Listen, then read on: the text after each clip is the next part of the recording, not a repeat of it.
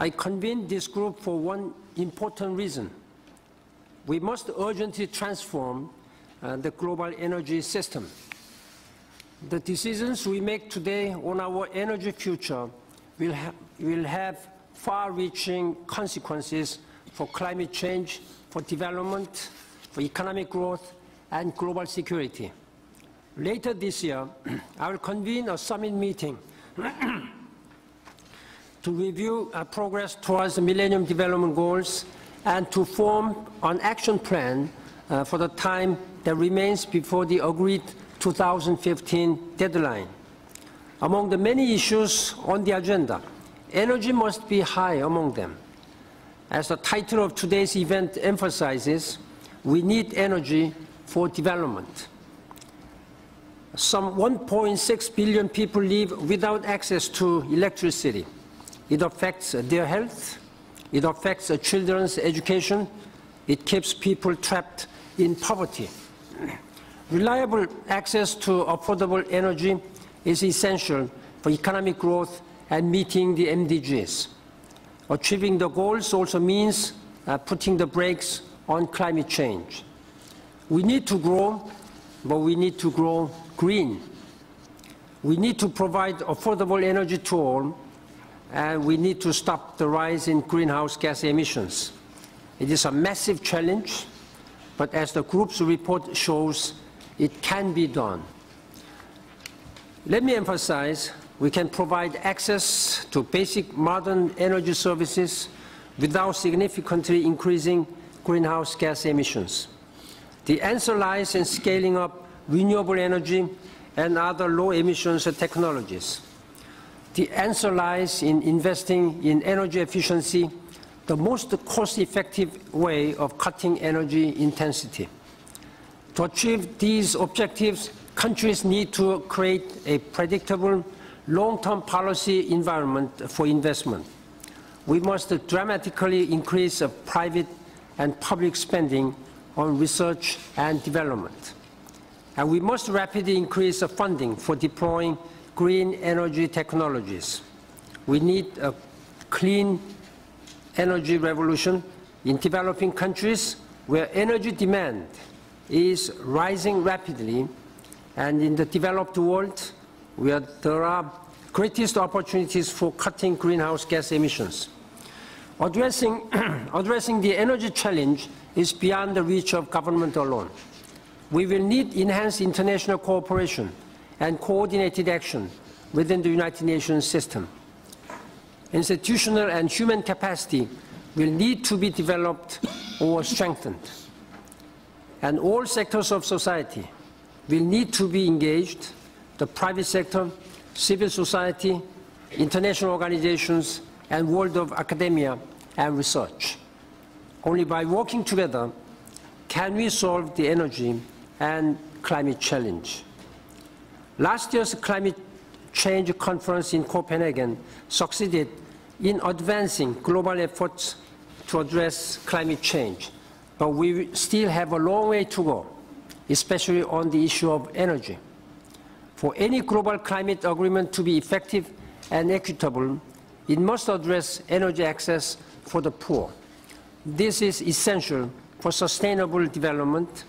It is with these issues in mind that I set up this advisory group last year. It is a fact that we've not focused on energy issues for some time in the UN in their own right. We've kind of dissipated them in many, many different committees and under many different themes that, in fact, we don't see it anymore. We believe this is the beginning of an important discussion amongst nations on the centrality of energy to many of the challenges we face around the world. You know that, yes, 60% of greenhouse gas emissions come from energy-related activities. So you can't fix climate change without investing in new energy systems. You know, as the Secretary General has said, the 1.5 or 1.6 billion who have no access to electricity are also amongst the poorest of the poor. There is a strong correlation. What we advocate for here is a transition to a low-carbon economy, investing in new energy systems. But these investments must also enhance access for all. As an energy company from the private sector, we feel in the center of the dilemma between solving the climate change issue and also provide more affordable energy to the world's population.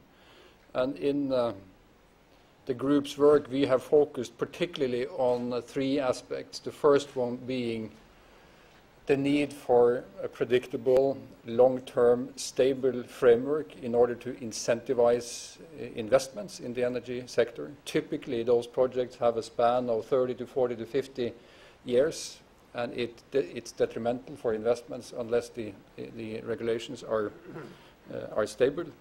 Secondly, that we need to increase the investments in technology and innovation. And those investments must go both to make the use of hydrocarbons less energy and CO2 intense, and also to bring forward renewables. And we have to concentrate on both, although the public debate often concentrate only on the renewable part.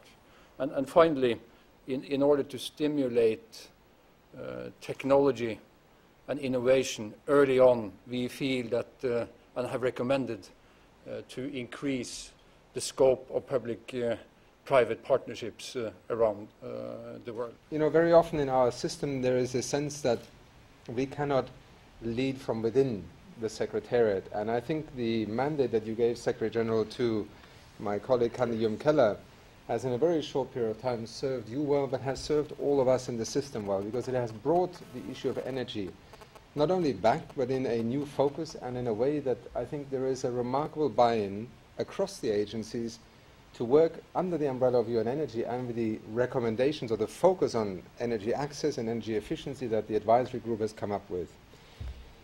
As the Executive Director of UNEP, you know, often I'm sort of received at business meetings and energy conferences, which I also often attend, with the view that, you know, UNEP stands somehow for preventing people from having access to energy, from shutting the lights off, from turning the power stations off.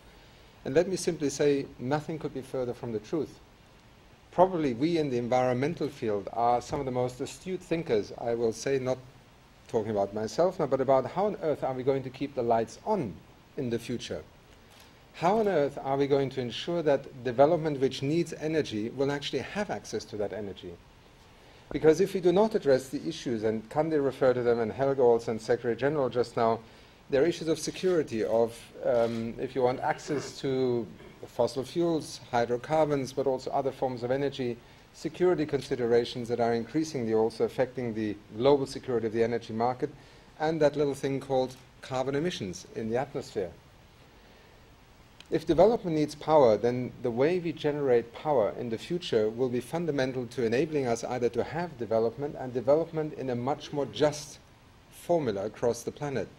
Because the simple truth right now is that the argument that if all the poor who currently do not have access to energy come on top of those who already have access to energy, the boat will sink. Well, first of all, what this report of the advisory group highlights is that the 1.5 billion poor people in the world that will hopefully have access to electricity by 2030 are really not our major problem when it comes to carbon emissions. They may add perhaps 1% to the total of carbon emissions today.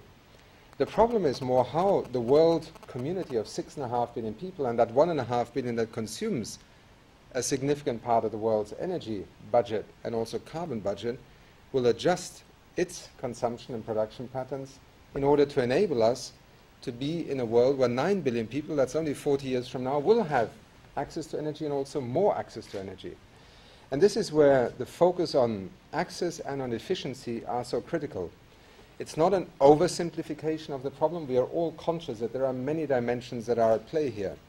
But in order for the United Nations to also play a more active role in addressing this paradigmatic challenge, but also the change in global energy systems and strategy head-on, we have to begin somewhere. And these two thrusts that the advisory group has come up with, I consider to be fundamental. As it happens, they are also part of what, as Kandeh already referred to, we consider to be an integral part of the transition towards a green economy, an economy that produces more with less, and that is more efficient in the way that it uses resources.